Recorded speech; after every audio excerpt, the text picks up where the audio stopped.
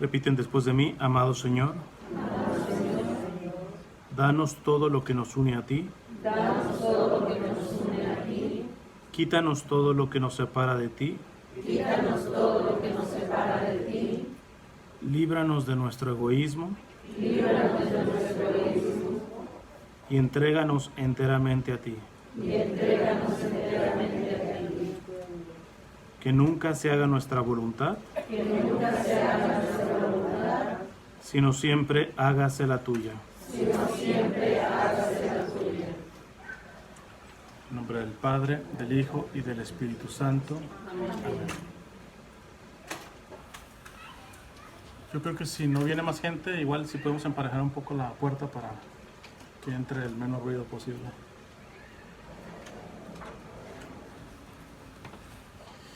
Bien, esta sería la última charla. La primera nos centramos en el sentido de lo sagrado, como el Padre lo que quería es darles a cuestiones de liturgia, que dicho sea de paso, pues hasta en la misma homilía les dio algunas cuestiones, va educando litúrgicamente.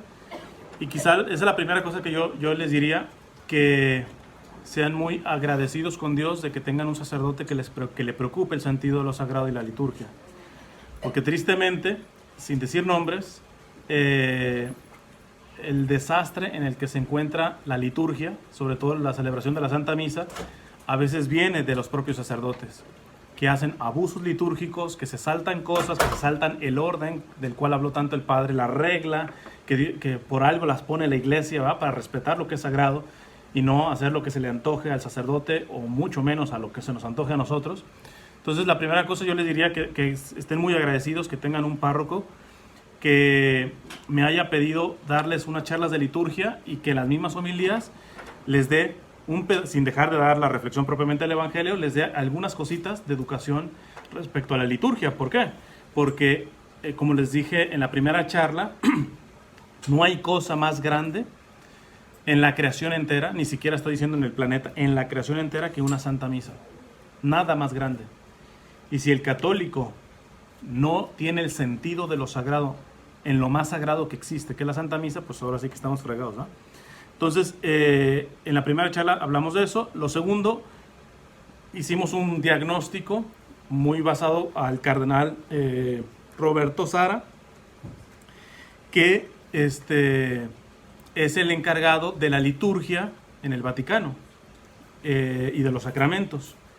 Y entonces este cardenal nos orientó mucho al sentido de lo sagrado a través del silencio.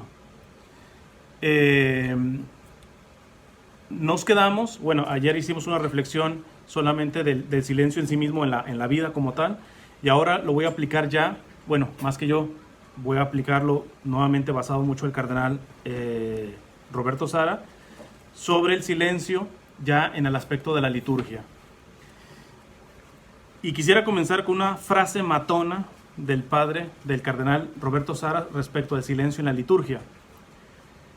Dice así: el silencio es la madera sobre la que debe estar talladas todas nuestras liturgias, en las que nada debería romper esa atmósfera silenciosa que es su clima natural.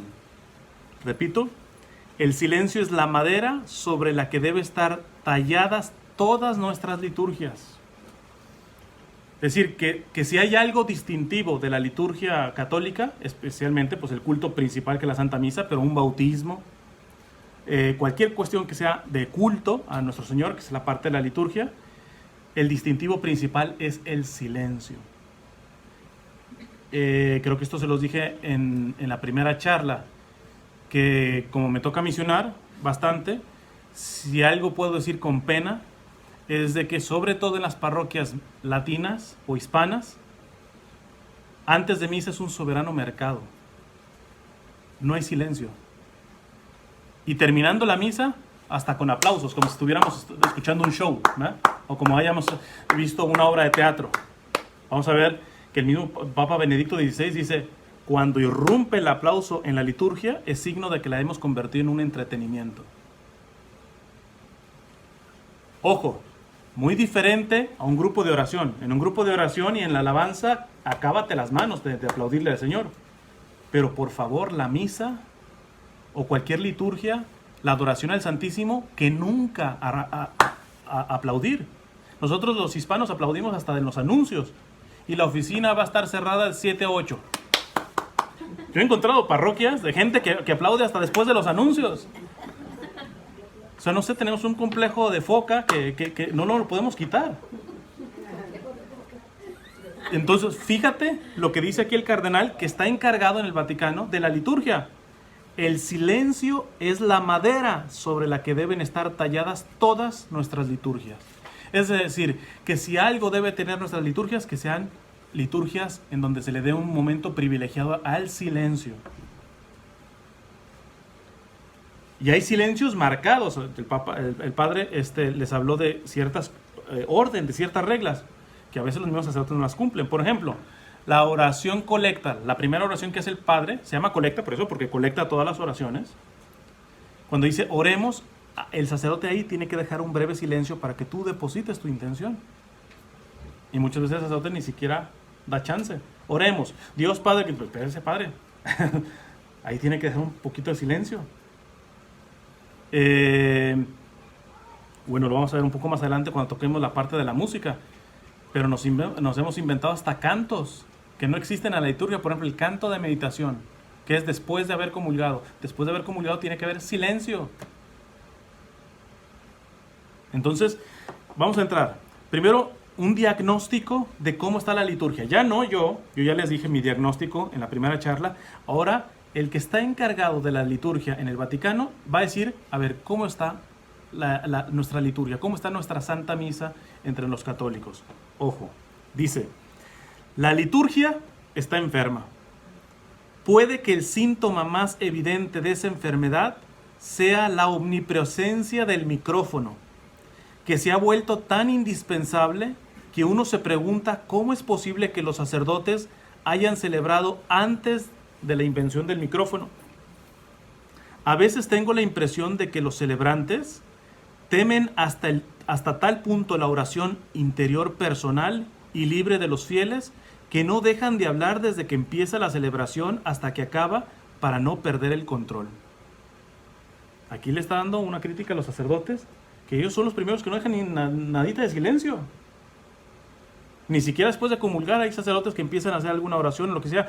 No estamos diciendo que están haciendo cosas malas, pero dice, le hemos dado un poder al micrófono o el coro, ¿verdad? Que no sé, ya terminó el canto y prefiere tocar otro canto o prefiere armonizar con la guitarra, con lo que sea, a dejar silencio. Le tenemos un pavor al silencio. Parecería que lo tenemos que llenar, alguien que esté hablando, alguien que está tocando. O sea, ya vimos ayer cuál es la raíz del miedo al silencio. Sigue diciendo el cardenal Sara, es triste y casi sacrílego. Ya son fuertes las palabras que está diciendo. ¿Qué es sacrílego? Es una ofensa a lo sagrado. Es un pecado a lo sagrado. Un sacrilegio es un pecado ante lo que es sagrado. Fíjate que está diciendo palabras fuertes. Dice, es triste y casi sacrílego ver cómo a veces los sacerdotes y los obispos hablan sin parar en la sacristía e incluso durante la procesión de entrada, en lugar de recogerse y contemplar en silencio el misterio de la muerte de Cristo en la cruz, que se dispone a celebrar y que no debería inspirarles sino estupor y temblor. Aquí está diciendo, es que desde la propia sacristía es un ruidajo. Cuando he dado charlas, por ejemplo, sobre la confesión, yo les digo, ustedes tienen todo el derecho de pedir la confesión cuando se necesite. Pobres de los sacerdotes que nieguen una confesión sin justa razón. Por ejemplo, si el padre va a asistir a un enfermo en un hospital y tú le pides, padre, me confiese, le va a morir aquel, ¿no? Entonces hay prioridades y además estamos hablando dentro del mismo sacramento. Pero si tú necesitas una confesión, un sacerdote no puede negar y menos la confesión, porque qué tal si mueres ese día y ya ni siquiera te confiesas, ¿verdad? O sea, es grave un sacerdote cuando niega la confesión. Pero yo les digo, si van un día fuera de lo estipulado de las confesiones, nunca vayan a pedirle la confesión antes de misa. No, pero me gustaría comulgar. Pues ni modo. Más bien acércate y dile, Padre, ¿me podría confesar después de misa? ¿Por qué antes no? Ya ahora no se practica, y fíjate que el mismo cardenal lo está diciendo, pero anteriormente, antes de la misa, la sacristía era igual que el templo. Ahí se guardaba silencio y se hablaba entre el sacristán y el sacerdote muy poquito, lo que se podía hablar. Y el sacerdote antes de misa se arrodillaba. De hecho, en las sacristías eran grandísimas y tenían crucifijos, ¿va? Donde hacen una reverencia antes de salir y donde llegan y no terminan hasta hacer la reverencia al crucifijo de la sacristía. El sacerdote se quedaba unos 10 minutitos, 10-15 minutitos antes de empezar la misa haciendo oración ahí. Aquí el cardenal dice, es triste y casi sacrílego ver cómo a veces hoy los propios sacerdotes, incluso los obispos, hablan sin parar en la sacristía e incluso durante la procesión de entrada. O sea, ya van en la procesión y van como políticos, ¿verdad? Hay gente que hasta allá va a la procesión y no, por saludar, no distraigan en la procesión. Eso no es propio de una procesión. O sea, esto no es un desfile de modas, ¿verdad? Yo conozco al padrecito que va ahí, padre, padre, padre. Y sobre todo en esas celebraciones con el obispo. Y desafortunadamente los propios obispos y los sacerdotes, porque ¿qué pasa si el sacerdote va verdaderamente centrado en la procesión y tú, padre, padre, y lo saludas, etcétera? Y él no te hace caso, chance y hasta te sientes, ¿verdad? Pero es que así se tiene que entrar. Igual a la hora de comulgar. Hay gente que va en la fila como si fuera político, saludando a todo el mundo. Y todavía recibiendo a nuestro Señor y va igual. No lo estoy diciendo yo, lo está diciendo el cardenal encargado de la liturgia. Dice el cardenal Sara, hoy nos conformamos con cumplir unos ritos sin ninguna incidencia en nuestra vida concreta porque los vivimos sin recogimiento, sin interioridad y sin autenticidad. ¿Cuál es el problema en que seamos unos afuera de misa y otros adentro de misa? Pues precisamente que adentro de misa estamos viviendo la misa superficialmente. Ya se las había contado, ya no me acuerdo si en la primera o la segunda charla, pero la vuelvo a contar por alguno que no estuvo, para que vean la separación. El casi chiste, pero fue realidad tristemente, que cuenta el Papa Francisco, de un sacerdote que le dijo que había una señora que iba todos los días a misa. O sea, si vas a todos los días a misa, algo tendrá que irse cambiando en ti. Si la vives verdaderamente la misa, de a poco, pero se tiene que cambiar. Pero no, esta doña iba todos los días a misa, pero saliendo de misa tenía una lengua de víbora que se tragaba a todo mundo. Entonces un día se enferma y la doña su casa estaba pegada a la iglesia y de su balcón alcanzaba a ver al interior de la iglesia. Entonces le dice, padrecito, estoy enferma, ¿no me puede traer la comunión? Le dice el padre, no, con la lengua que tiene usted, sáquela por el balcón y alcanza fácilmente a comulgar. ¿Por qué puede pasar esto? La única razón es precisamente que si la Santa Misa no te está convirtiendo, de a poco, cada quien lleva su proceso, pero de a poco significa que estás viviendo la liturgia de manera superficial. Y fíjate lo que dice aquí el cardenal, hoy nos conformamos con cumplir con unos ritos sin ninguna incidencia en nuestra vida concreta, porque los vivimos sin recogimiento, sin interioridad y sin autenticidad. Sigue diciendo el cardenal, ¿por qué son los hombres tan ruidosos durante las liturgias cuando la oración de Cristo fue silenciosa? Se pregunta el cardenal. ¿Por qué? Dice, la palabra del Hijo de Dios nace del corazón y el corazón es silencioso. ¿Por qué no sabemos hablar con un corazón silencioso? El corazón de Jesús no habla, irradia amor, porque su lenguaje procede de las profundidades divinas. Yo no conocí personalmente al Papa Juan Pablo II. En la última visita a México iba a ayudar yo en una de las misas, pero se atravesó como un retiro al que tenía que asistir y ya no pude, ¿verdad? Así que nunca lo conocí físicamente al Papa en la última visita en México. Pero de la gente que yo conocí, que lo conoció, e inclusive cercanamente, dan un testimonio parejos, que dicen, es un hombre que sin decirte palabras te transmitía a Dios, ¿verdad? O sea, nada más de acercarte y darle la mano, ese hombre no tenía que hablar. O sea, allá había algo que te transmitía al Señor. Pues bueno, yo soy originario de Guadalajara. El cardenal, que ahora es cardenal emérito, porque ahorita está otro cardenal, es un hombre fuerte, se llama el cardenal Juan Sandoval Íñiguez, fuerte y serio. Y me recuerdo que en una ocasión dice que si algo le impresionó de Juan Pablo II es que Juan Pablo II empezaba su día con una hora de adoración al Santísimo antes de la misa, e invitaba a algunos poquitos a entrar a la capilla, y dice que cuando entraban él ya estaba sometido y sumergido en la oración, pero dice, y toda esa hora estaba de rodillas.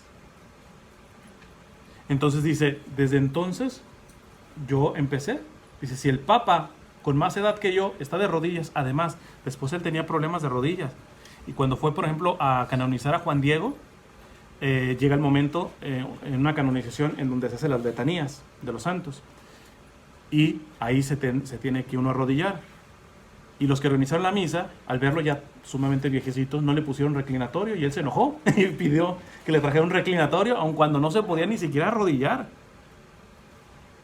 Entonces, esos gestos físicos en la liturgia nos hablan de que el silencio tiene profundidad, que no son signos huecos, ¿va? Que hay vida de oración en esta persona, ¿va? Sigue diciendo el cardenal, a veces se ha instalado en la liturgia un aire de familiaridad inoportuna y ruidosa. Esto es protestante. Esto de que vamos a la iglesia y somos una familia y nos tenemos que tratar bien, etcétera, y listo. Pero, espérate, esto no es un picnic, ¿verdad? Esto no es una reunión familiar en donde ves a tu comadre y ¿cómo le ha ido, comadre? Y todo eso. O afuera del templo, lo que quieras, ¿verdad? Pero en la Santa Misa, dice aquí el cardenal, a veces se ha instalado en la liturgia un aire de familiaridad inoportuna, es decir, no es el momento, no es oportuno en ese momento, y ruidosa. Es más, déjenme poner un gesto, por ejemplo. Si el gesto de la paz es el símbolo de la paz, ojo, dijo símbolo de la paz, no es saludo, porque muchos lo malinterpretan. Entonces, si tú vienes con toda tu familia, y tu familia son como 25, pues entonces tienes que ir a repasar todos, y hasta te mueves del lugar y todo eso, y eso no es litúrgico. Inclusive el cardenal que estuvo antes del cardenal Sara, en el mismo cargo de la liturgia, el cardenal Cañizares, sacó un documento de los excesos a la hora del signo de la paz. Inclusive regaña a los sacerdotes que se bajan a dar la paz, porque eso no se llama signo, es decir, vas a significar algo con eso, con que le des al de lado, al de acá, si acaso al de atrás, punto. Basta, con eso se lo estás dando a todo mundo. No es saludo de la paz, es signo. O sea, al darle eso, tú estás significando que se lo estás dando a todos, incluyendo a los católicos que no están adentro del templo. Pero esto de que interpretamos como no es una cuestión familiar y todo, igual con lo del Padre Nuestro, ¿ah? De agarrarnos las manos. Aquí hay bastante controversia, porque ciertamente no hay una regla que diga no se puede agarrar las manos a la hora del Padre Nuestro. Y algunos dicen, el que lo quiera hacer, pues que lo siga haciendo. Pero yo me voy a la tradición de la iglesia. En la tradición de la iglesia, nunca a la hora del Padre Nuestro se nos agarramos las manos. Esto comenzó después de que se empezaron a meter cuestiones protestantes a nuestras liturgias. No es pecado mortal, pero ¿cuál es el problema? El problema es de que necesitamos sentir esa familiaridad, ¿verdad? Pero espérate, es que volvemos a lo mismo. ¿Cuál es el centro de la Santa Misa? Tú, tus gustos, tus familiares, tus amigos. No, el centro es nuestro Señor. Si en el grupo de oración se agarran de las manos a hacer oración, bendito sea. Ahí muy bueno, inclusive yo lo aplaudo. Pero en la Santa Misa no, por favor. En la Santa Misa empecemos a quitar todo aquello que le quita la centralidad a nuestro Señor. En la Santa Misa el centro es Él, no son nuestros gustos, no es nuestras ganas de que nos sintamos unidos, eso no es la Santa Misa. Dice, a veces se ha instalado en la liturgia un aire de familiaridad inoportuna y ruidosa, bajo el pretexto de intentar hacer a Dios fácil y accesible. Hubo quienes quisieron que en la liturgia todo fuera perfectamente inteligible, es decir, que todo lo entendieran. Que ya vimos en la primera charla, que yo les puedo dar hasta que me muera charlas de liturgia y nunca nos acabaremos la liturgia, porque es el misterio de Dios. Por lo tanto, tú no necesitas entender todo lo de la misa. Tú necesitas estar en una actitud de adoración y de entrega totalmente a Dios. Me encantó la catequesis, breve catequesis que hizo en la homilía el Padre sobre el Kyrie, ¿verdad? Y es cierto, yo lo he escuchado. He escuchado católicos decir, a ver, ¿qué es eso de Kyrie? Eso no le ayuda a la gente, eso no lo está entendiendo la gente. ¿Y quién te ha dicho que tiene la gente entender todo lo que pasa en la misa? La misa en español tiene apenas 50 años. O sea, ¿me vas a decir que por 1950 años que se celebró la misa, por ejemplo, en su gran mayoría, al menos acá en Occidente, en latín, ¿no valieron esas misas?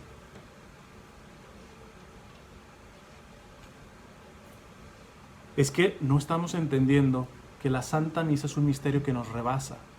Que tenemos que educarnos, pero no para entenderlo, porque nunca lo vamos a entender, nos sobrepasa lo que pasa ahí. Más bien, la actitud que tendríamos que ir, que era con la que antes se tenía, tú veías, por ejemplo, bueno, esto testimonios, yo tengo 37 años, a mí no me tocó la misa antes del Concilio Vaticano II, pero cuando uno va a misiones a pueblitos y ranchitos y gente muy sencilla, que sí le tocó, gente que no sabe ni leer ni escribir y tiene un alma adoradora y un alma reverente. Es más, ahora que no es obligación llevar el velo, esta gente, las mujeres, por ejemplo, la siguen llevando. ¿Por qué? Porque el velo habla de una cuestión de reverencia, de adoración a nuestro Señor. Y son gentes que no saben ni leer ni escribir, pero saben más de los misterios de Dios que alguien que pueda saber griego, teología y todo eso, pero que ha convertido la misa en un show. Y que no tiene la humildad y la reverencia de entrar a una Santa Misa como debería de entrar. Dice el cardenal, bajo el pretexto de intentar hacer a Dios fácil y accesible, hubo quienes quisieron que en la liturgia todo fuera perfectamente inteligible. Esta intención igualitaria puede parecer loable, pero al reducir el misterio sagrado a buenos sentimientos, ya te tiene que gustar la misa. ¿Quién dice? La Santa Misa no es de gustos, ni de sentirte bonito y todo. A veces, yo sé que lo hacen con buena intención, pero no sé, una doña, ay hermano, qué bonita estuvo la misa, ¿eh? ¿Y cuándo no ha estado bonita? O sea, lo que quiere decir es, ahora sí le salió bien al Padre, ¿va? Esta intención igualitaria puede parecer loable, pero al reducir el misterio sagrado a buenos sentimientos, impedimos que los fieles se acerquen al Dios verdadero. Cuando tratamos de acercar a la Santa Misa por cosas que no son verdaderamente de Dios, sino cosas humanas que hagan sentir bien, terminamos alejándolas al final. Y si no, pregúntenme, quiero que cuenten cuántos jóvenes hay aquí. ¿Cuántos jóvenes estuvieron en la Santa Misa? Algo estamos haciendo mal, ¿eh? ¿Por qué nuestras misas no tienen jóvenes? ¿Y por qué las iglesias en donde se respeta la liturgia, yo les puedo probar que hay un montón de jóvenes? Al menos en Los Ángeles yo les podría decir, vayan a la parroquia de Santa Teresa del Niño Jesús, Antirris, en Alhambra. Ahí se cuida muy bien la liturgia, inclusive dentro del domingo una de las misas es en latín, con el rito extraordinario, antiguo. Y lo que vas a ver son muchachas jóvenes. Los propios jóvenes, y yo los hablo, digo, no sé si sea tan joven, 37 años, ¿no? Pero al menos los de mi generación se han dado cuenta que esto de querer atraer al joven con guitarras eléctricas y haciendo todo un show y todo eso, no funciona. Funciona un rato, pero como lo volvemos un entretenimiento, como les decía en la primera charla, siempre va a haber entretenimientos mejores que ofrezca el mundo. Si están yendo para ser entretenidos en la Santa Misa y llega su cantante favorito a la ciudad, a la misma hora de la Santa Misa, ¿dónde crees que va a ir? Pero si el joven entiende que esto es un misterio sagrado, así venga el presidente, así venga el mejor artista, así venga, nunca va a cambiar la Santa Misa por un partido de fútbol o por un concierto. Entonces parece, dice aquí el cardenal, parece muy loable, muy aplausible aquellos que tratamos de ser atractiva la Santa Misa, pero lo que terminamos siendo lo contrario. Dice el cardenal, esta intención igualitaria puede parecer loable, pero al reducir el misterio sagrado a buenos sentimientos, impedimos que los fieles se acerquen al Dios verdadero. Con la excusa de la pedagogía, algunos sacerdotes se permiten comentarios interminables, planos y horizontales. Son pastores temerosos de que el silencio ante el Altísimo aleje a los fieles. Sacerdotes que en su homilía parecen más políticos o hablar de otra cosa menos de las cosas de Dios. Salvo alguna emergencia de bien común, el sacerdote puede usar la homilía, por ejemplo, en tiempo de persecución o alguna cuestión, pues sí, cuídense, etcétera, y puede dar cuestiones que no, en cuestión de homilía. Pero la homilía es para meditar sobre las lecturas, sobre la palabra de Dios. Y si es a cuestión pedagógica, como lo hizo el padre antes de dar la reflexión sobre el Evangelio, dio unas gotitas de educación litúrgica. ¿Verdad? Bendito sea. ¿Por qué? Porque eso coopera para que ustedes puedan participar de manera más reverente en la Santa Misa. Sigue siendo el cardenal. En nuestros días muchas veces tengo la impresión de que el culto católico ha pasado de la adoración a Dios a la exhibición del sacerdote, los ministros y los fieles. Lo que les decía ayer. Yo no sé cuándo se nos ocurrió bajar el coro de las parroquias que tienen el balconcito ese que tienen atrás. Ahí es donde tiene que estar el coro. O sea que tenemos que tenerlo a un lado. O parroquias que hasta lo tienen enfrente. Este cardenal recordó, de hecho quería hacer una reforma, pero no la permitieron del todo.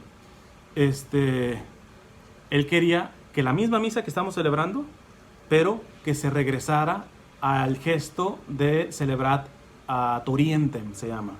¿Qué significa ad orientem? La gente que piensa en sí misma primero dice, cuando el Padre nos daba la espalda. No, señora. No, señor. El Padre no daba la espalda a la gente. El Padre le daba el frente a Cristo. Pero como estamos tan ensimismados, no. Es que antes el Padre le daba la espalda a la gente. No, compadre. Le daba el frente. O sea, sí te la daba. Pero lo importante es que le daba el frente ¿a quién? Al Señor. De hecho, si ven el crucifijo que tienen en el altar, cuando llegué la primera vez, estaba así, volteaba así. Y no, el Cristo tiene que estar volteando hacia el sacerdote. El Cristo del altar. Es más, una vez al Papa Benedicto, le dijeron, porque el crucifijo que él usaba en las Santas Misas era mucho más alto y más grande. Entonces le decían, oiga, pero lo termina tapando, no le alcanzamos a ver, Santo Padre. Respuesta del Papa Benedicto, ¿me quiere decir que Jesús estorba?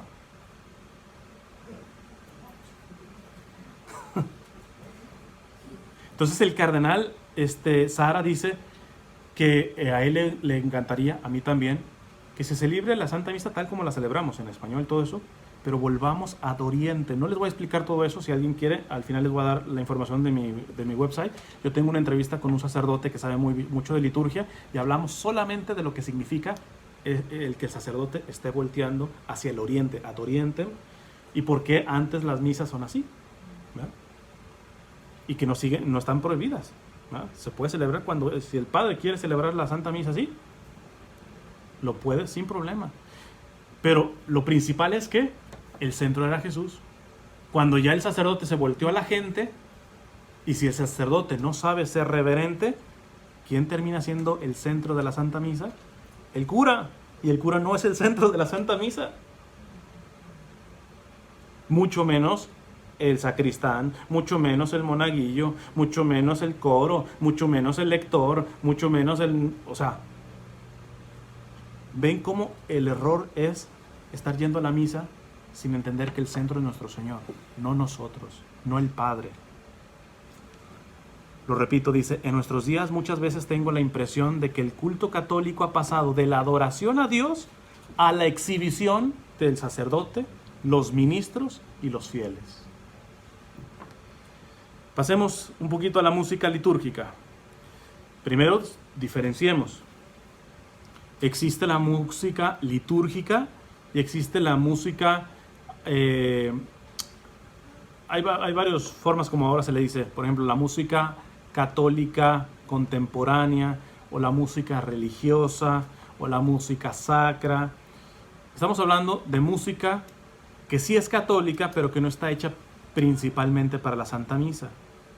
Aquí, no sé si aquí hay gente del coro, pero por ejemplo, lo que canta un cantante católico o una cantante católica de música católica contemporánea, no siempre se puede meter en misa. Los cantos que tienen que ir dentro de la misa tienen que ser música litúrgica, hecha para eso, ¿verdad? No, pero lo canta, no sé, Martín Valverde, lo que así lo cante cualquier cantante católico. Lo peor, alguno. He escuchado que inclusive hay coros que tocan canciones protestantes.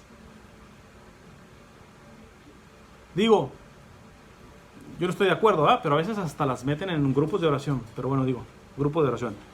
Pero la Santa Misa y te avientas una canción protestante. O sea, ni católica es y evidentemente ni litúrgica es. Entonces la primera cosa, la música litúrgica tiene su finalidad para la Santa Misa. Y el canto litúrgico por excelencia es el gregoriano. Dice el cardenal, el canto gregoriano no se opone al silencio, nace de él y a él conduce. Diría incluso que está como tejido de silencio. Hay algunos que dicen, sobre todo coros, no, pero eso es muy difícil. Es lo más sencillo. Porque para empezar, el gregoriano, puro, ni instrumentos necesita. Y cuando, me acuerdo una vez en una misa, el sacerdote dijo, ustedes van haciendo los cantos, ¿no? No estaba preparado y había muchos adultos ahí. Y por ejemplo, prácticamente todos los cantos tenían melodías gregorianas. Por ejemplo, un canto gregoriano sería Aleluya. Ese nos lo sabemos todo, aunque no sepamos leer una partitura. Entonces, puro pretexto de gente que está dedicada a los coros y que hay que decirlo, muchos de ellos son soberbios porque no se quieren acatar a lo que la iglesia propone que es lo mejor. Ahora, si dijéramos, entonces ¿qué? Vamos a tener que cantar puro gregoriano en la Santa Misa, eso sería lo mejor, porque el gregoriano no es un género de música, es la liturgia musicalizada. Fíjate qué bonito lo dice aquí el cardenal. El canto gregoriano no se opone al silencio, nace de él y a él conduce. Diría incluso que está como tejido de silencio. El gregoriano, para los que saben un poco de música, por ejemplo, la música normal tiene un pentagrama. Son 5 rayitas y ahí se ponen las notas. El gregoriano tiene un tetagrama, que son 4, pero las notas no son las que nosotros conocemos, así que son bolitas y todo eso, sino son cuadritos. Y esos cuadritos se llaman neumas. Neuma en griego significa espíritu, es decir, todo, hasta la manera de cómo escribes el gregoriano es espiritualidad viva. Y cada subida y cada bajada significa algo del texto. Inclusive, evidentemente el gregoriano nació cantándose en latín, pero puedes cantar y hacer cantos en gregoriano en la lengua vernácula. en la adoración al Santísimo se hizo. Que yo la segunda parte no la pude cantar porque la cantaba en inglés, pero es exactamente la misma melodía gregoriana. Tantum ergo sacramentum. Ese es el canto original en gregoriano. Pero el padre terminó de hacerlo en gregoriano y pasó exactamente a cantar lo mismo, pero ahora en inglés. Entonces, tú dices, bueno, listo, tienes problema con lo del latín y todo eso. Mete gregoriano en español, ¿cuál es el problema? Ahora, si de a tiro se ponen muy rabiosos y todo eso, dice el Papa San Pío X. ¿Siempre se tiene que cantar gregoriano? No. Nada más que la música litúrgica tiene que estar en espíritu y melodía unido al gregoriano. Entre más se parezca en espíritu y melodía al gregoriano, ese canto es más litúrgico. Entre menos se parezca, es menos litúrgico. Es decir, que hay muchos cantos, por ejemplo, el día de ayer, alguno de los cantos que tocó el coro, no es gregoriano, pero la melodía iba muy cercana, se acerca. O sea, que no necesitas cantar gregoriano necesariamente, pero si tú quieres cantar algo en la Santa Misa, tienes que verificar que el espíritu de ese canto y la melodía se parezcan lo más cercano, se acerque lo más cercano al gregoriano. Porque entre más te alejes, menos canto litúrgico es. Ya podrán entender, por eso, creo que lo dije en la primera charla, de también esta división que tenemos que hacer en los grupos de oración.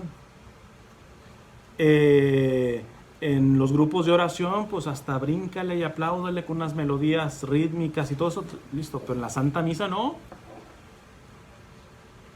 En la Santa Misa no puedes andar dando tamborazos. Porque es otro la finalidad, es otra la finalidad. Miren, aquí se trata de simplemente ser congruentes en lo que estamos. Si yo voy a entrenar fútbol, bien trajeado, con corbata y saco y toda la cosa,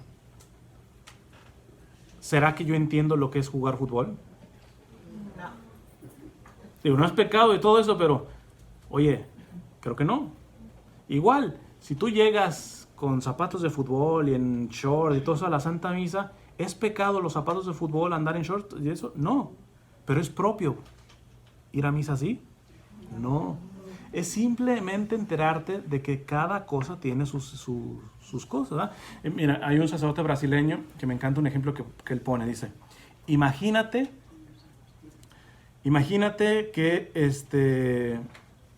que llevas a tu novia, recién novia, al cine, a evidentemente ver una película romántica, porque las que eligen son ellas, etcétera. Entonces va y dice, y todo tierna la película, y en el momento más tierno que están los dos casi dándose un beso, el padre dice, irrumpe una samba. Muchos no conocerán la samba, yo les diría, irrumpe un corrido. Espérate. Tú dices, como que el que de la película se equivocó, ¿no? O sea, ¿qué tiene que ver el momento más tierno con un corrido? No tiene sentido. ¿Y el corrido está mal? No. ¿Y la samba está mal? No. ¿Pero es el momento para tocar una samba o un corrido? Pues no. Entonces muchas veces no se trata de que sean cosas malas las que estamos haciendo en la iglesia. No son propias. No es que el canto que te lo aventaste sí es católico, todo lo que quieras, pero no es litúrgico, compadre. Y cada cosa en su lugar. Fíjate lo que dice el cardenal con esto mismo de la música.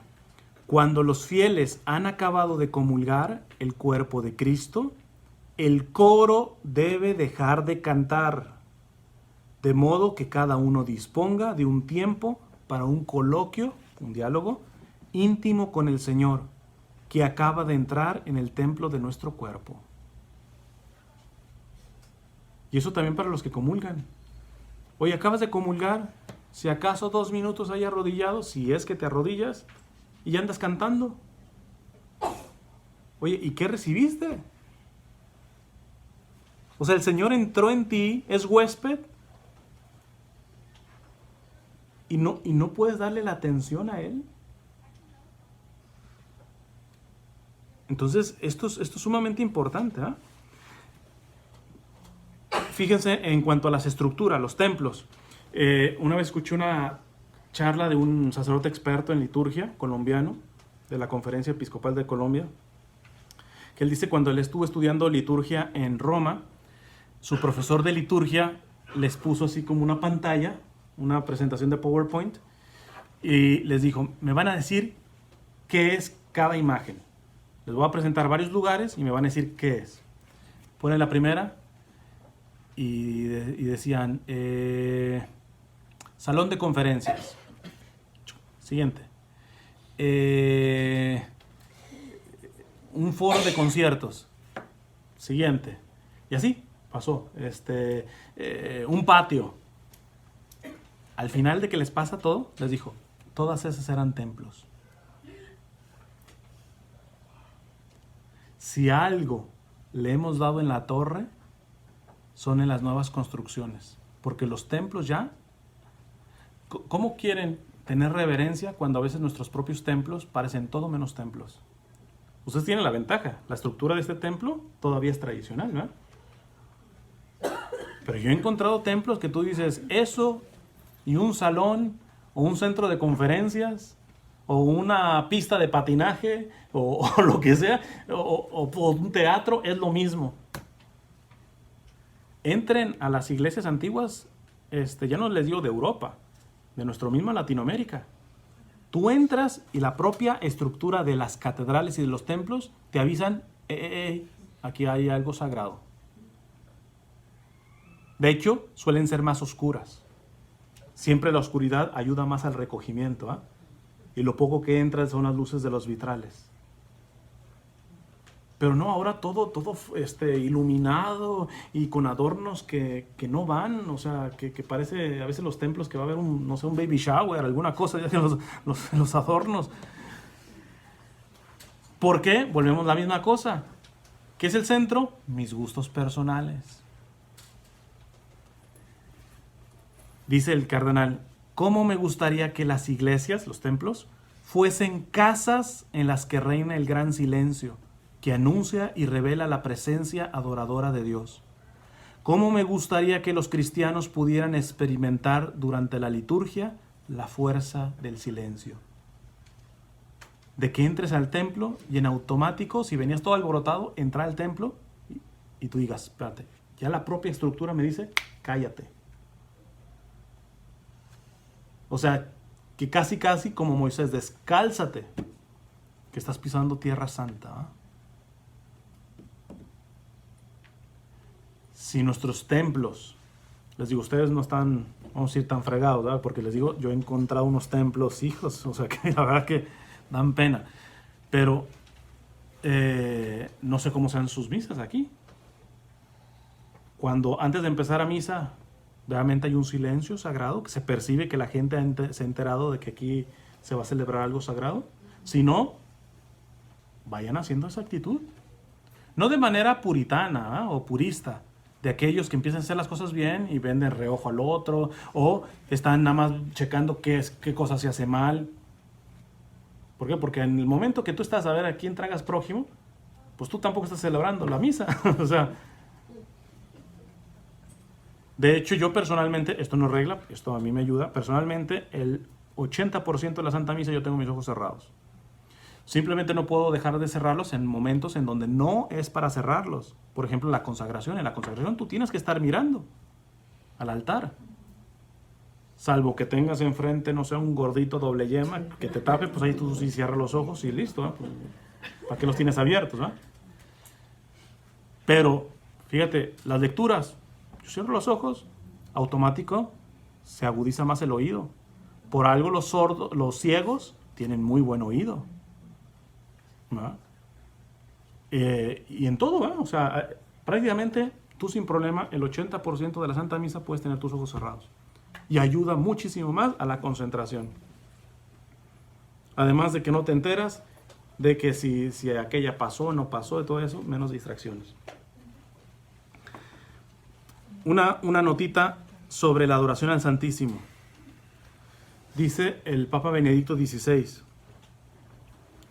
Estar todos en silencio prolongado ante el Señor presente en su sacramento es una de las experiencias más auténticas de nuestro ser iglesia, que va acompañado de modo complementario con la de celebrar la Eucaristía, escuchando la palabra de Dios, cantando, acercándose juntos a la mesa del pan de vida. Comunión y contemplación no se pueden separar, van juntas. Para comulgar verdaderamente con otra persona debo conocerla, saber estar en silencio cerca de ella, escucharla, mirarla con amor. El verdadero amor y la verdadera amistad viven siempre de esta reciprocidad de miradas, de silencios intensos, elocuentes, llenos de respeto y veneración, de manera que el encuentro se viva profundamente del modo personal y no superficial. En pocas palabras, ¿qué está diciendo aquí el Papa Benedicto? Que las adoraciones, bueno, lo dijo al principio, la frase matona que les digo del cardenal, pero una adoración al Santísimo, lo principal es el silencio. Y en esto sí tengo que decir que me preocupo. No hace mucho allá para Los Ángeles, que es donde yo resido, me pidieron, ay hermano, y usted da charlas, pero también podría dirigir una hora a una adoración al Santísimo. Y le digo, sí, si necesitan. Nada más eso sí, ni se imaginen que la voy a dirigir como estamos acostumbrados, en donde es puro canto, a veces cantos que ni siquiera son propios porque son agitados. Yo no entiendo, o sea, ya es una falta de respeto. En delante del Santísimo, gente que pueda estar, yo he encontrado de todo, gente que danza, gente que aplaude. Inclusive, delante del Santísimo, si se va a predicar, lo decía otro cardenal que estuvo en el lugar de este cardenal, Sara, otro africano, el cardenal Arinze. Una vez le preguntaron eso, ¿se puede predicar cuando está expuesto al Santísimo? Y dice, si se va a hacer, que sea breve. ¿Por qué? Porque el centro, cuando está el Santísimo, el centro tiene que ser el silencio, porque es como decía Santa Teresa, mirarlo y dejar que te mire. Pero lo llenamos de oraciones vocales, lo llenamos de cantos y todo, y pasó la hora, ¿y cuántos de ese tiempo fue en silencio? Entonces, esto es muy, muy, muy importante. Fíjense, el Papa Benedicto, cuando fue la Jornada Mundial de la Juventud en España, ¿cómo se llamaba esta parte? En el lugar donde le cabía más gente, en un despoblado abierto totalmente. Algo de Cuatro Vientos, una cosa de esa se llama el lugar. Yo no me acuerdo si fue 1 o 2 millones los que estaban ahí de jóvenes.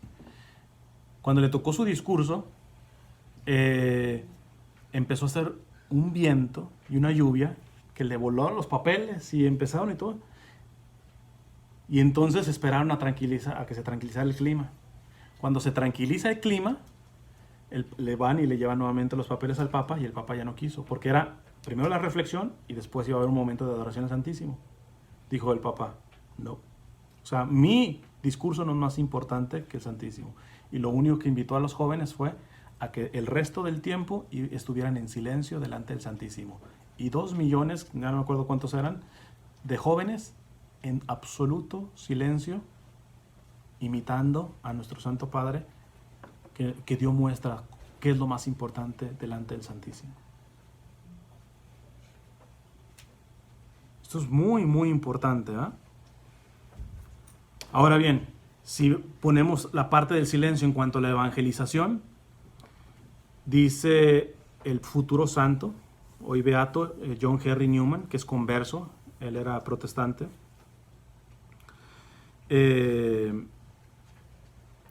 Dice el beato, para quienes ejercemos un apostolado, la mayor tentación es el exceso de palabras que debilitan nuestra fe y nos hacen tibios. El silencio es una disciplina sagrada, centinela del Espíritu Santo. Esto que lo sepan líderes de ministerios y grupos, que no crean que la eficacia de su ministerio es entre más hablen. No, seguramente tienes que hablar, pero si no va respaldado de momentos de silencio, de oración contemplativa, vas a dar pura palabrería, lo que hablamos ayer, charlatanería. La evangelización, por lo tanto, en la vida activa no está exenta de silencio. Ahora, la evangelización también es contemplativa, porque sí, Los monjes y las monjas que están de clausura evangelizan. ¿Cómo si no salen de ahí? ¿No entiendes que nosotros somos un cuerpo místico? Y dice San Pablo que si sufre la mano, sufre todo el cuerpo. Por lo tanto, si se beneficia la mano, se beneficia todo el cuerpo. Ellos desde su secreto, desde su trabajo, porque trabajan y oran, nada más hacen esas dos cosas, ahí en su monasterio, están irrigando sangre oxigenada al cuerpo de Jesús. Esto sobre todo para aquellos que se creen que no, los retiros de mi ministerio son bien buenos, ¿va? Porque convierten un montón de gente. Qué ingenuo, si tú crees que el retiro convierte gente. Quizás suene cruel, pero en realidad los retiros son la cereza en el pastel. Las conversiones se hacen más por las madres que han estado orando por el convertido de hace rato. Por los monjes y las monjas que sacrifican toda su vida en secreto, en silencio, oración y trabajo, en adoración al Santísimo, en secreto. Todas esas gracias nos llegan a la hora de los retiros. Que no les demos crédito es otra cosa. Las conversiones vienen del enfermo católico que está consumiéndose de cáncer en un hospital y que todo su sufrimiento lo está ofreciendo precisamente por la salvación de las almas. O sea, es una total estupidez creernos que, nuestros retiros son bien buenos porque mira cuántos se convierten. No le voy a quitar el mérito, algo hacen. Pero si algo hacen es nada más poner la cereza en el pastel, es decir, darle el remate. Le ponen la última capa al pastel, ¿verdad? Pero todo lo demás, no tengan duda que es la vida contemplativa la que fortalece eso.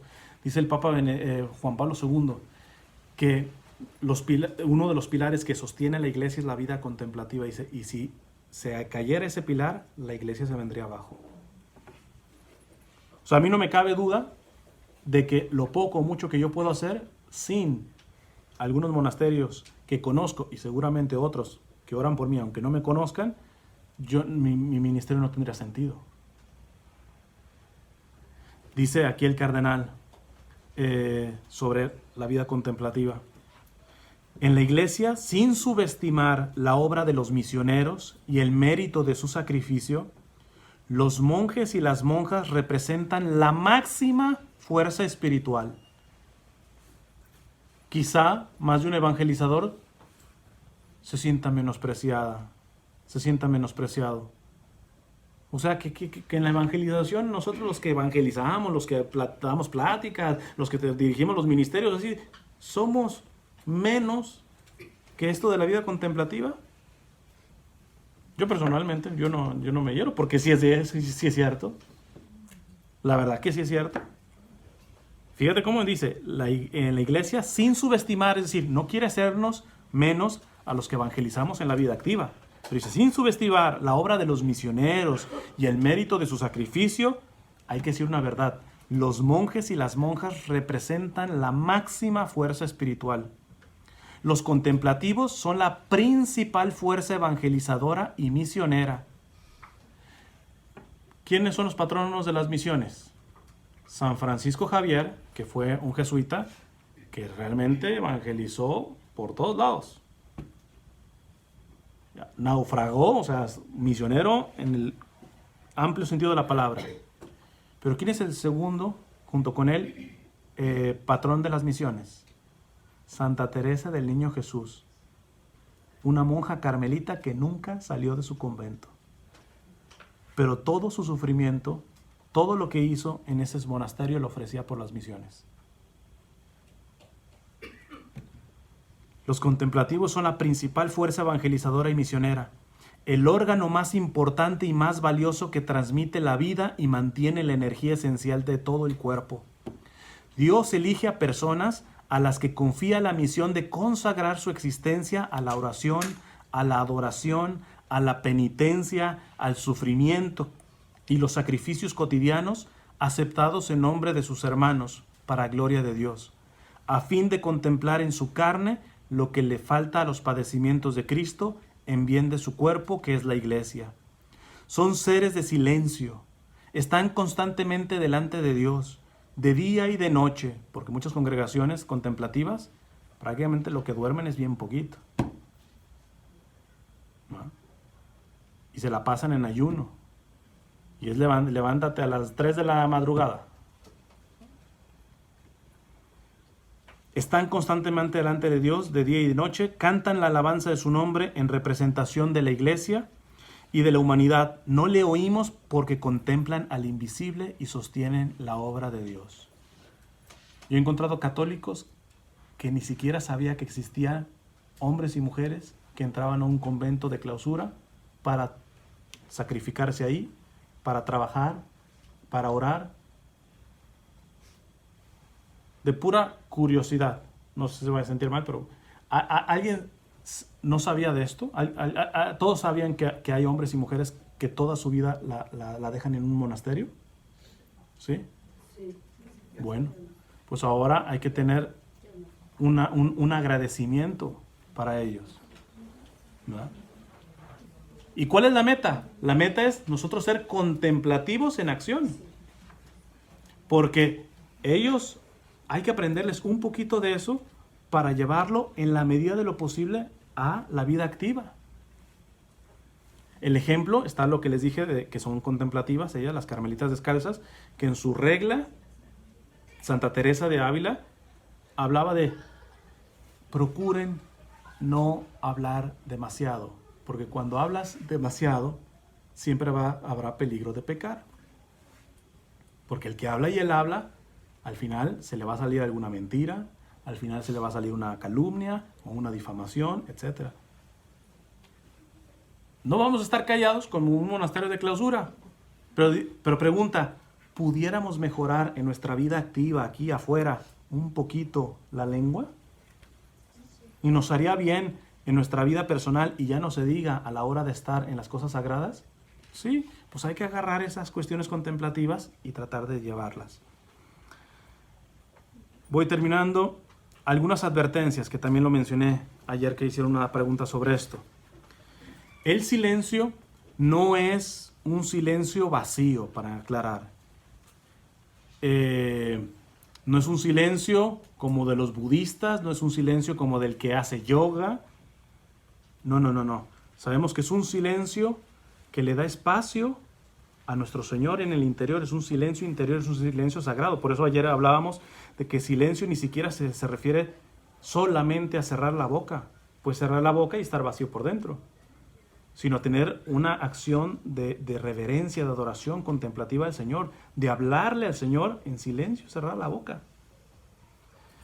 Entonces, primera advertencia que quiero que se lleven, nunca confundan el silencio católico con un montón de silencios, sobre todo ahora que están de moda estas cuestiones de la New Age, de yoga y Reiki y todo eso. Muchas de esas cosas usan el silencio, pero es un silencio hueco, ¿verdad?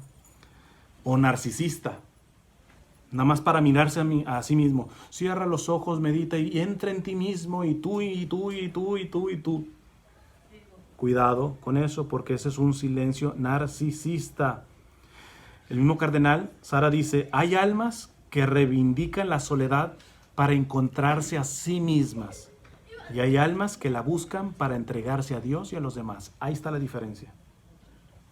Entre un montón de cosas que te piden que el silencio y te relajas y hasta ponen así música con pajaritos y todo y la aromaterapia y toda cuanta cosa, pero es puro narcisismo. Eres tú el centro ahí. Pura sacadera de dinero. Además, pura sacadera de dinero. No, acá el cardenal te dice la clave, para que no nos confundamos, ¿eh? Hay almas que reivindican la soledad y el silencio para encontrarse a sí mismas. Y hay almas que la buscan más bien para olvidarse de sí mismas. ¿Para qué? Para entregarse a Dios y a los demás. Guardan silencio y llevan una vida profunda, no para creerse santos, no para mirarse, sino para estar más capacitados para adorar al Señor y para servir a los demás. También tengan cuidado con el liturgismo. Esto sí me recuerdo que le dije un poco en la primera charla, de que hay en la iglesia una parte de liturgistas que sí les gusta el velo, la misa en latín y todo eso, pero se quedan encerrados en eso y son criticones a más no poder. pero criticones, a más no poder estos...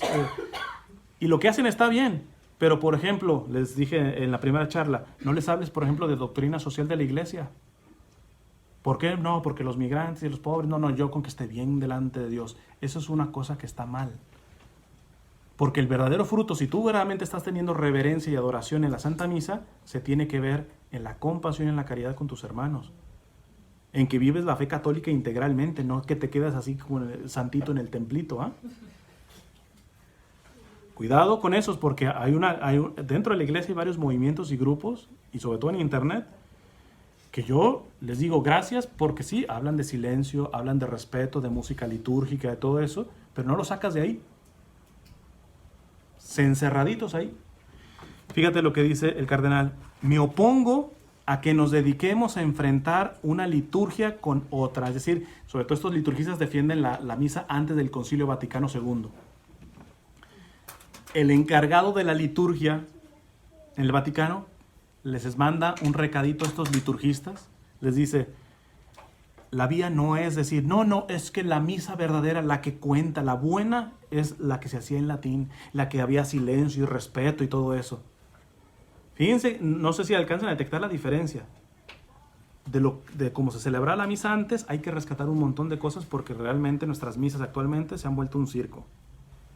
Pero hay una diferencia en eso, hay una diferencia en decir, no. Del Concilio Vaticano para adelante, pura chusma, ¿eh? Y acá no somos los buenos. Fíjate lo que les dice el cardenal. Me opongo a que nos dediquemos a enfrentar una liturgia contra otra. El rito de San Pío V, que es la antigua, con el del Beato, bueno, ya ahorita santo, no sé si lo canonizaron. No, creo que todavía sigue siendo Beato, Pablo VI. De lo que se trata es de entrar en el gran silencio de la liturgia. Hay que aprender a dejarse enriquecer por todas las formas litúrgicas latinas u orientales que privilegian el silencio. Aquí voy a parar. El padre les explicó muy bien lo del Kyrie con la iglesia de Oriente. Yo, una cosa que tengo es, de vez en cuando, hacer la arquidiócesis de Los Ángeles la más grande de los Estados Unidos y pues yo creo que la ciudad más poblada. Hay varias iglesias de rito oriental o bizantino, católicas, en unión con el Papa, porque hay unas que están separadas del Papa. Y me gusta ir. Algunas son celebradas en griego, algunas son celebradas, por ejemplo, una vez fui a una iglesia católica siriaca. Y curiosamente el día que fui estaba el patriarca, o el obispo que le llamamos nosotros, el patriarca de los siriacos ahí. Toda la misa fue en arameo, es decir, la lengua que hablaba Jesús. Yo no entendía ni papa, ¿no? O sea, evidentemente. Pero el solo hecho de estar escuchando el arameo, tú dices, esta lengua la estaba hablando nuestro Señor cuando estaba aquí en la tierra. Además, los ritos orientales han cuidado, no se han echado a perder en la liturgia como nos hemos echado a perder los de Occidente, los del rito latino. Ellos, por ejemplo, tienen una cosa que se llama el iconostasio, que es como una pared, y adentro está el altar. Entonces, y siempre celebran el sacerdote, sí, dirigido hacia, pero cuando consagra, por ejemplo, en el rito armenio, hasta corren una cortina. Y el sacerdote consagra ahí adentro. Es que es tan sagrado la cosa que los mismos gestos tú dices, aunque no sé siriaco, aunque no sé griego, aunque no sé hebreo, aunque no sé árabe, aunque no sé, por ejemplo, estuve también en una iglesia copta de Egipto.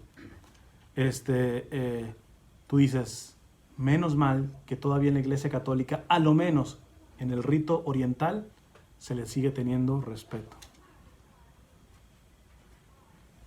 Fíjate lo que dice aquí el cardenal. De lo que se trata es de entrar en el gran silencio de la liturgia.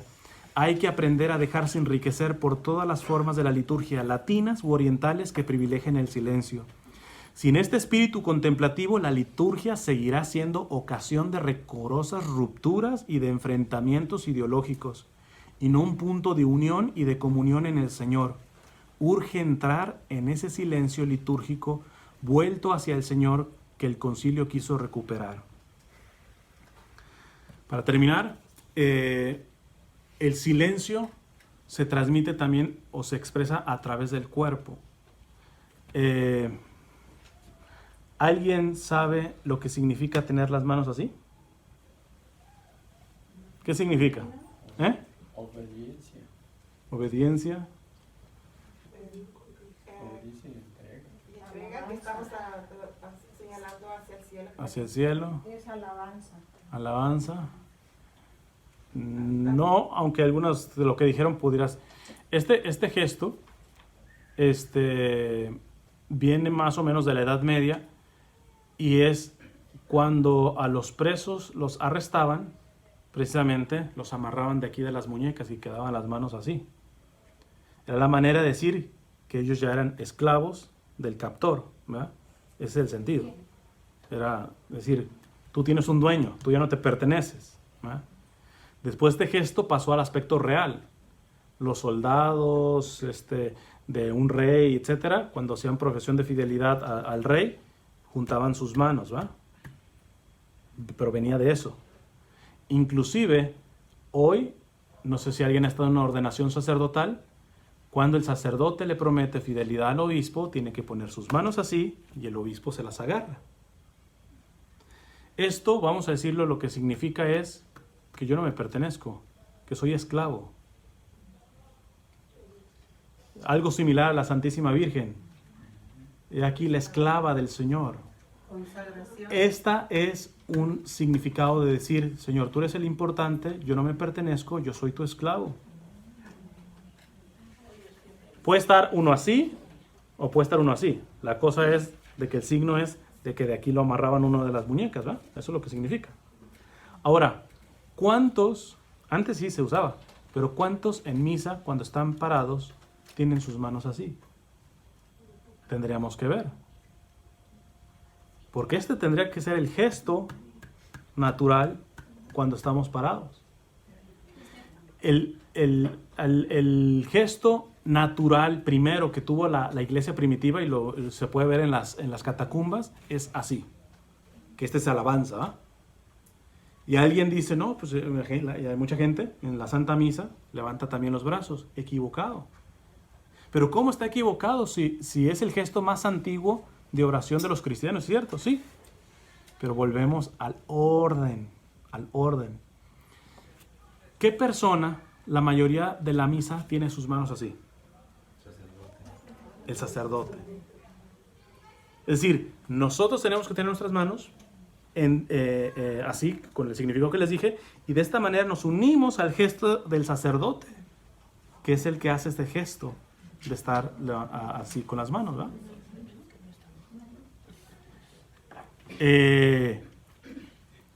Fíjense cómo el aspecto físico, porque yo al tener mis manos aquí, yo ya estoy diciendo algo. Yo ya estoy diciendo algo. El arrodillarse es otro gesto, es un gesto de adoración, ¿verdad? Por ejemplo, cuando se pasa por delante del sagrario, siempre tienes que hacer una genuflexión. ¿Qué es una genuflexión? Doblar tu rodilla derecha hasta el suelo. Si están bien tus rodillas, claro está. Pero si la vas a hacer, hazla bien. Porque hay algunos que medio la hacen, ni siquiera la bajan, ¿verdad? Parecen Cantinflas bailando, ¿eh? O sea, No. Si vas a hacer la genuflexión, hazla bien. Que tu rodilla derecha toque el suelo. Cuando no pueden, no pasa nada. Cuando no pueden, hagan una reverencia. Profunda reverencia, porque hay reverencias breves o pequeñas y reverencias profundas. Cuando están delante del Santísimo, hagan una reverencia a los que no puedan doblar su rodilla. Pero los que sí pueden, la rodilla derecha. Y a sus hijos solteros, por favor, díganle que no sean tontos. Que cuando le piden matrimonio a la novia, tienen que doblar la izquierda, no la derecha. ¿Ok? Eso es cierto, ¿eh? Así son los cánones. Esto de declararse así a la novia tiene este enlace. Y si ustedes investigan, siempre ha sido doblar la rodilla izquierda precisamente porque la rodilla derecha es reservada para Dios, ¿verdad? Y, por ejemplo, cuando pasas, ¿qué pasa? Un sacristán que tiene que pasar un montón a veces. Cada vez que tiene que pasar, ¿tiene que ser con genuflexión? Sí. Y una vez un sacerdote, el padre Pablo Ricardo, cuenta esta experiencia, que él cuando era joven, le preguntó al sacerdote, oiga padre, si está pasando a cada rato y lo veo que siempre que pasa delante del sagrario, usted hace la genuflexión, ¿no es cansado? O sea, con que la haga una vez mejor. Dice, mira, si la dejo de hacer, al Señor no lo afecto en nada, pero mi fe se va a afectar, porque voy a perder el sentido de lo sagrado, de que ahí está presente mi Señor. Entonces, hay gente que ni siquiera, o sea, cuando uno entra al templo, lo primero que tendría que hacer, bueno, se santigua y todo eso, pero si está el sagrario ahí, lo primero es arrodillarse, que esa es otra cosa que es penosa. Esto sí fue una cosa de una reforma que hizo, se empezó a hacer desde Pablo VI, Juan Pablo II, de quitar el sagrario y ponerle una capillita aparte. ¿Por qué se empezaron a hacer esas cosas? Porque era una cuestión pedagógica, es decir, a la hora de celebrar la Santa Misa, se va a hacer presente nuestro Señor en la Eucaristía, pero si tenemos el sagrario ahí, ya está presente. Entonces es una cuestión como para que no confundir cómo se va a hacer presente en el altar, siendo que ya está en el... Pero ¿saben quién fue el que motivó nuevamente a poner el sagrario en el centro? Fue Benedicto XVI, que si algo sabes de liturgia. Y dice, ciertamente era válido esto, de tener el sagrario en una capillita y todo esto. Dice, pero el problema es de que la experiencia nos ha hecho ver de que en el momento que sacamos el sagrario del centro del templo y lo pusimos en una capillita, se comenzó a perder la centralidad de Jesús en la Eucaristía. Porque entrabas, ¿y cuál era la referencia? No hay referencia. De hecho, yo no sé si me acuerdo, ustedes no tenían el sagrario, ¿no? Sí, porque yo me acuerdo que lo que tenían en el centro, ya. Ya. Lo acaban de poner en el centro. Perfecto. Padre Ángel lo ha puesto. Perfecto. Eso habla de que la centralidad está ahí. Y ustedes ahora sí, cuando entran en el templo, por la puerta que entren, pueden dirigirse al centro y hacer una genuflexión, ¿no? Y reconocer al Señor. Ya nos falta poquito, vamos a terminar. Vamos a hacer una conclusión.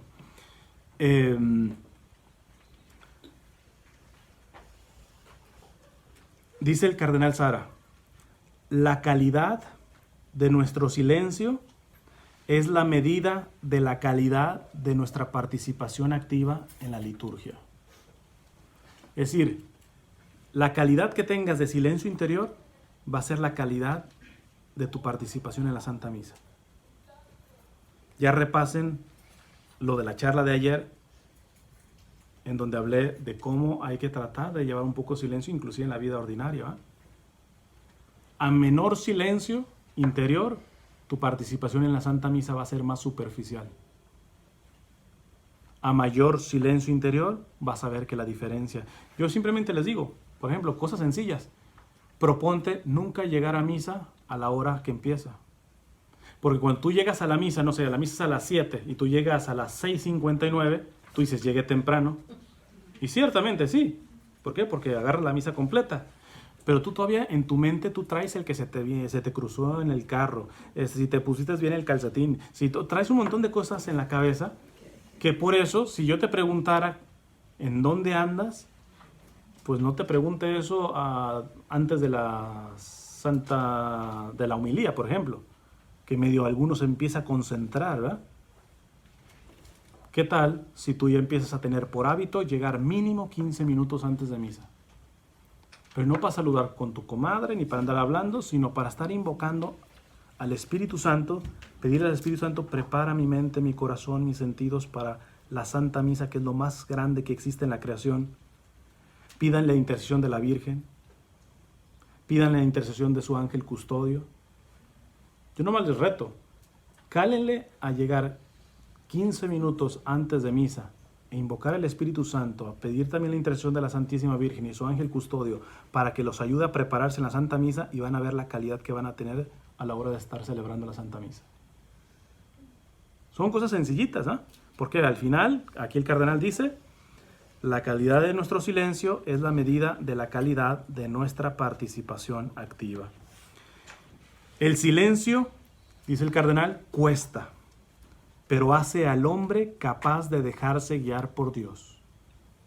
Si tú vas a la Santa Misa para pedirle al Señor que te guíe, la mejor manera de que Él te guíe es que tú guardes silencio.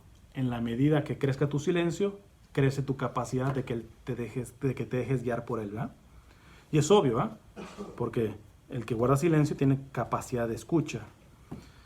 Y finalmente, dice el cardenal, un corazón en silencio es una melodía para el corazón de Dios. La lámpara se consume sin ruido ante el sagrario y el incienso asciende en silencio hasta el trono de Dios. Ese es el sonido del silencio del amor. No hay cosa más triste que ver,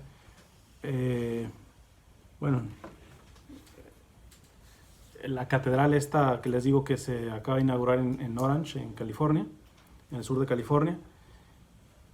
Tuvieron gestos litúrgicos muy bonitos de la remodelación que hicieron de la catedral. Pero una cosa que me dio tanta tristeza, los cirios que llevan los monaguillos, los ciriales en la procesión, eran eléctricos. Entonces yo digo, Dios mío, parece que el que puso esto no sabe el simbolismo de una vela. No, es que las velas ahí que en el sagrario se chorrean y todo eso, pues precisamente ese es el significado de gastarte en adoración al Señor. Cuando es una vela eléctrica que nada más le haces switch y prendes y todo eso, pierde todo el sentido. Y la adoración tiene que ser algo eso. Fíjate que aquí, y con esto estoy terminando, el cardenal dice, un corazón en silencio es una melodía para el corazón de Dios. La lámpara se consume sin ruido ante el sagrario. Así tiene que ser nuestra vida. Irnos desgastando, como la vela se desgasta ahí en el sagrario. Y el incienso asciende en el silencio. O sea, el incienso ni siquiera hace ruido ni nada, ni son fuegos pirotécnicos y todo. Calladito el incienso se va elevando hasta el trono de Dios. Ese es el silencio, ese es el sonido del silencio del amor. Bueno, vamos a dejarlo hasta aquí. Yo tenía una pregunta nada más que te da tentación. Que nos podría decir cuando vamos al Santísimo y nos extendemos, que nos tiramos al piso. ¿Me podrías explicar más? El gesto mejor de adoración es la postración, más que la genuflexión y más que el arrodillarse completo. Pero ahí tiene que dominar la parte del sentido común. O sea, si uno se va a postrar en una parte, en una capillita súper pequeña, etcétera, que termino siendo obstáculo para mis hermanos que van a entrar, pues en el sentido común uno no lo hace, ¿verdad? Pero cuando se puede, sin lugar a dudas, la manera mejor o el gesto más perfecto de adoración es la postración. Ya. Gracias.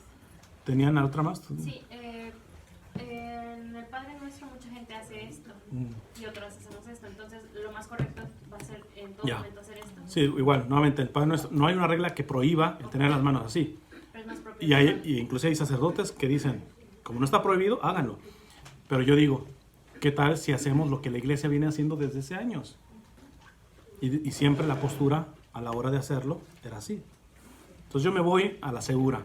Lo que la iglesia por siglos y siglos ha hecho, pues aunque la iglesia no prohíba levantar tus manos en el Padre Nuestro, o no haya una regla de decir no se den las manos, pues por algo en el pasado siempre ha sido de una forma, ¿eh? Pero hay momentos en donde el Padre tenemos esa conexión con el Padre. Sí, el y Señor con tu esté espíritu. Y con tu espíritu. Y su espíritu. Eso es nuevo también. También. Eso. Así. A mí me dijeron que había que estarse quieto, o sea, porque antes yo hacía así. Sí. Ya. Sí, eso es nuevo. Lo de y con tu espíritu. Ya. Ya. O sea, la regla básica, o al menos como se hacía siempre antes, mientras nosotros estemos de pie, es tener nuestras manos juntas. Cuando las personas pasan afuera de la iglesia, o sea, que estás afuera de la iglesia y pasan por el medio y aún así se tiene que hacer la genuflexión. ¿Afuera de la iglesia? Afuera de la iglesia. No necesariamente, pero sería un buen gesto de el que quiera hacer afuera de la iglesia, pues finalmente está pasando por el sagrario, aunque está cerrada una puerta. Uno lo que hacía por ejemplo, en la religiosidad popular, sobre todo en México, siempre que uno pasa por un templo, se persigna, porque sabe que está ahí el Señor. El problema aquí es de que hay iglesias que no saben ni si son católicas, ¿no? Entonces yo me persigno en una iglesia episcopal o presbiteriana y todo eso, pues uno no sabe, ¿no? Entonces, digo, si te consta que es una iglesia católica, pues sí, persígnate, es un signo de reconocer al Señor que está ahí presente, ¿no? Para quienes estamos en el ministerio del coro, a veces tocamos 2, 3 misas. ¿Se puede comulgar en todas? Ok, esto sí está estipulado, reglamentado. Al día máximo 2 veces podemos comulgar. ¿Y si llegas desde el principio a la misa? Depende. Si llegas a... No, depende, porque si se llega tarde por negligencia, evidentemente no es propio, ¿verdad? Pero si se llega por algún accidente, algún problema, algo que está fuera, no. O sea, nuestro Señor nos dijo, el sábado se hizo para el hombre y no el hombre para el sábado. Nosotros tenemos que obedecer las reglas y la ley, tanto de la iglesia como la civil, pero siempre y cuando eso no nos evita quitar el sentido común. Por ejemplo, con la situación que está viendo en la frontera, esto lo ha dicho el arzobispo de San Antonio. ¿Está mal romper una ley? Sí. El migrante que cruza y como indocumentado, ¿está rompiendo una ley de inmigración? Sí, pero cuando te das cuenta que ese inmigrante está corriendo de la violencia, de una miseria con sus familiares, sobre la ley de inmigración está la ley de Dios, que le dice que hay que resguardar la vida que le ha encomendado. Entonces, cuidado también con el aspecto del liturgismo. Inclusive yo les puedo decir, ya la mayoría de veces, a lo menos en las iglesias que voy con más frecuencia, la gente me ve cerrar los ojos y con manos así, ni me toca, ¿va? Pero a veces me toca ir a otra iglesia y yo estoy así, y a la hora del Padre Nuestro nomás escucho, me tientan y todo eso. Yo no hago drama, doy las manos y ¿cuál es el problema? ¿Va? ¿Qué, le voy a dar una clase ahí? No, o sea, la voy a hacer sentir mal ahí. Mire, esto no es litúrgico y todo esto. No, también hay que tener sentido común, ¿va? Sobre todo porque la inmensa mayoría de veces la gente que hace cosas que no son litúrgicas no las hace con mala intención, ¿no? Simplemente para esto el Padre dio 3 días, pero es que ese es el problema. Miren, más o menos tuvimos más o menos una asistencia similar a la que tenemos ahora. Ahora yo me pregunto, ¿cuántos ministerios son en esta parroquia? ¿Cuántos líderes hay en esta parroquia? Y no están aquí.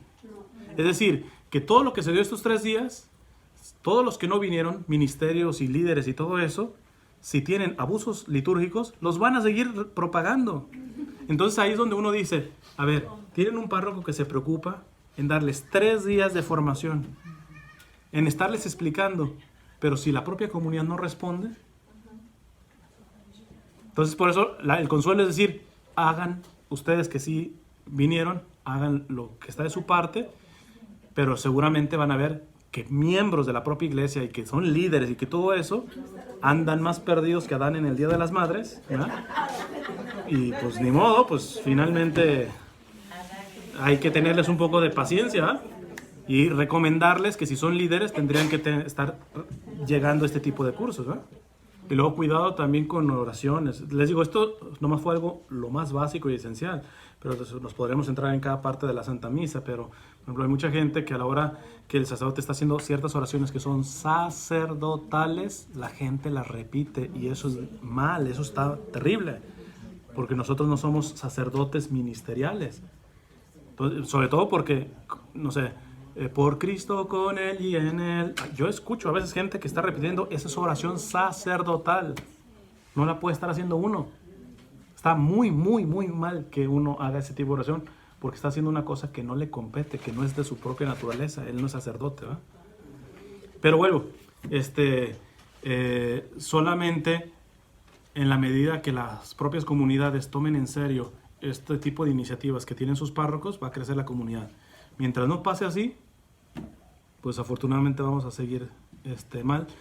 Los que sí aprovechen, pues hagan lo que toque su parte, pero sepan que precisamente porque la mayoría de gente no viene, pues va a haber muchos abusos litúrgicos y todo eso, y ahí hay que tener un poco de paciencia, más bien irles recomendando. Esto yo lo grabo y después lo subo, así que a los que no vinieron, pásenselo y que mínimo lo puedan ir viendo, no sé. En la liturgia de iglesia he aprendido, me gusta que cuando damos la paz, nomás la hacemos así, aunque seamos conocidos, a mí me gusta, Ya. ¿no? Que es lo que usted está diciendo. Por mucha Generalmente la cultura anglosajona es más sobria. Sí. Nosotros somos los más fiesteros, ¿va? Por algo tenemos salsa y todo. Entonces no, ellos son más sobrios, ¿va? O los asiáticos, por ejemplo. El asiático también, por ejemplo, el asiático por cultura no es una persona que toque. El contacto físico entre ellos es muy reservado, ¿va?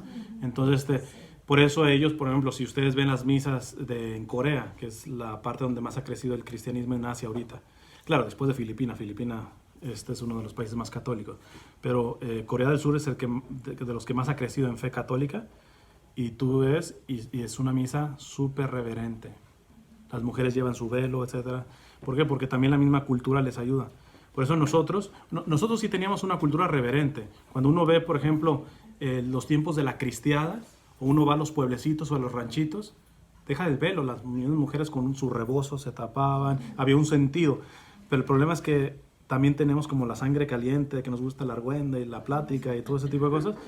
Y como lo hemos convertido nuevamente en gustos personales de la Santa Misa, pues hemos traspasado lo que es bueno afuera a una cosa que es sagrada dentro de la misa y que no tendría que pasar. Pero también eso del velo, también escuché que significa, el pelo largo significa el velo que nos ponemos en misa. No Ya, sé cómo sí, explicarlo. no, tiene su sentido. Yo tengo un video donde hablo sobre eso, pero nuevamente si les explico aquí nos alargamos más y también hay que tener conciencia del espacio que nos están dando. Entonces, vamos a hacer una oración para terminar. En nombre del Padre, del Hijo y del Espíritu Santo. Amén.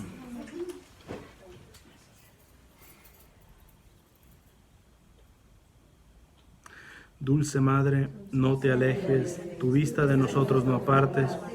Ven con nosotros a todas partes y solo nunca nos dejes. Ya que nos proteges tanto como verdadera Madre, haz que nos bendiga el Padre, el Hijo y el Espíritu Santo. Amén. Bueno, creo que las sillas las van poniendo allá mientras yo pongo acá los... Nos ayudan a traer las